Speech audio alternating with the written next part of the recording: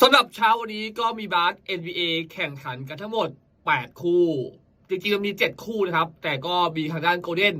กับวูฟนะครับที่ยกมาแข่งวันนี้เพราะว่าเมื่อเช้านี้มีการเลื่อนการแข่งขันไป3คู่เหมือนเดิมครับที่ฝ่ายดีพอยต์จะคิดวิเคราะห์แล้วคาดว่าน่าจะประสบความสำเร็จในเช้าวันนี้จะมี3ทีมเดี๋ยวบ้างถ้าฟังแล้วใช่ก็ให้ทุกท่านใส่ตามมาได้เลยก่อนที่เราจะเริ่มทำการพูดคุยกันนะครับสำหรับใครที่ต้องการจะทางบาสเกตบอล NBA ที่ให้มากกว่าทางด้านหน้าช่องแบบนี้ครับง่ายๆเลยทางเข้าจะอยู่ที่ใต้คอมเมนต์หรือแอดไลน์มาที่@ppoland แล้วก็ AI7 ช่วงนี้นะครับผมก็ไม่ค่อยสบายครับน้ำมูกก็ไหลเป็นประจำเลยเหมือนกับฟอร์มการเล่นของผมณเวลานี้นะครับฟอร์มช่วงนี้ก็ไม่ค่อยจะสู้ดีนักถ้าฟังแล้วใช่ก็ให้ใส่ตามมาแล้วกันอย่างที่ผมพูดไปนะครับถ้าคิดว่ามันไม่ใช่ก็สวนกันได้เลยครับไม่มีใครผิดไม่มีใครถูกมาเริ่มกันครับคู่แรกวันนี้มากันที่คู่เดิมเลยนะครับที่ผมวิเคราะห์ไปเมื่อวานนี้เป็นมินซ่าทิมเบอร์วูฟครับเปิดทาร์เก็ตเซ็นเตอร์ครับตอนรับการมาเยือนทางด้านโกลเด้นสเตทวอริเออร์หลังจากที่โกลเด้นเองนะครับไม่มีเจอร์มี่บัตเลอร์มีหนำซ้ำครับยังมาเสียทางด้านโจลิธานคูมินก้าไปอีกไอตัวที่จะทะลวงวงใน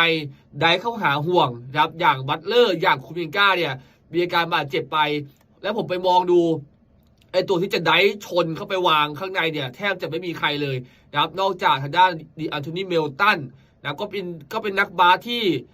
มีความคล่องตัวมีความเร็วนะครับแต่ก็ยังเรื่องราวของร่างกายเนี่ยก็ยังบางอยู่ไปชนวงในของทีมเจอโกแบร์อย่างเงี้ยไปเจอจูเลียสแรนเดลอย่างเงี้ยนะครับน่าจะยากถ้าวันนี้นะครับโกลเด้นสเตทจะสู้กับวูฟได้นั่นคือวงนอกพวกเขาต้องแม่นเป็นพิเศษวันนี้คินฟินส์โค้ชของวูฟเองน่าจะจับตายเคอรี่ไม่ให้กระดุกกระดิกไปไหนเลยเมื่อวานนี้ครับกระแสเปิดมา 5.56 แต้มณวันนี้นะครับมีการปรับขึ้นครับเป็น 6.5 เป็น 7 แต้ม 7.5 ตรงเนี้ยผมบอกว่ามิติของการเล่นของโกลเด้นค่อนข้างน้อยอยู่นะครับพึ่งเคอรี่จะเจอความหลากหลายของวูฟในเกมนี้จะเอาชนะโกลเด้นทีมนักผมได้มากกว่า7คะแนน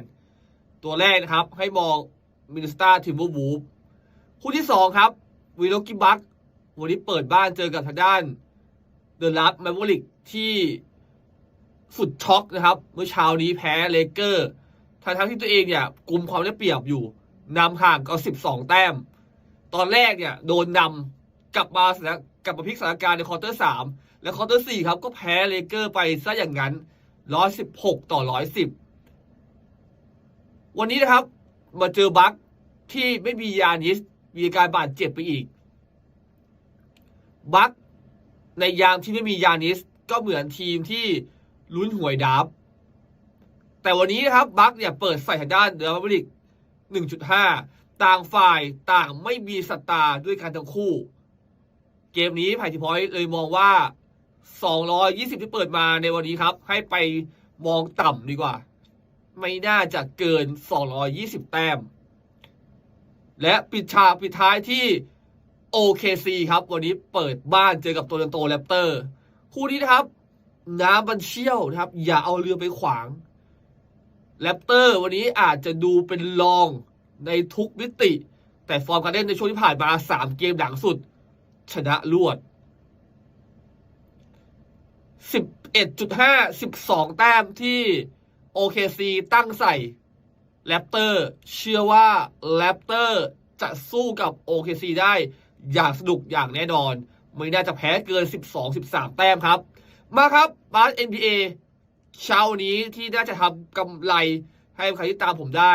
คู่แรกนะครับให้มองมิสตาร์ทิมเบอร์วูฟจะอัดทางด้านโกลเด้นสเตทวอริเออร์ขาดมากกว่า7คะแนนคู่ที่2ครับให้มองต่ำ220แต้มมิลวอกกี้บัคไม่น่าถึงนะครับไม่น่าถึงและคู่สุดท้ายครับให้ลองที่ทางด้านโตลอนโตแรปเตอร์จะแพ้ไม่ขาดถ้าชอบคลิปนี้ครับฝากกดไลค์ฝากกดแชร์ด้วยแล้วกันใครที่ตามผมในวันนี้ขอให้โชคดีกับ3คู่ที่ผมเลือกให้เจอกันใหม่ในคลิปหน้าสวัสดีครับ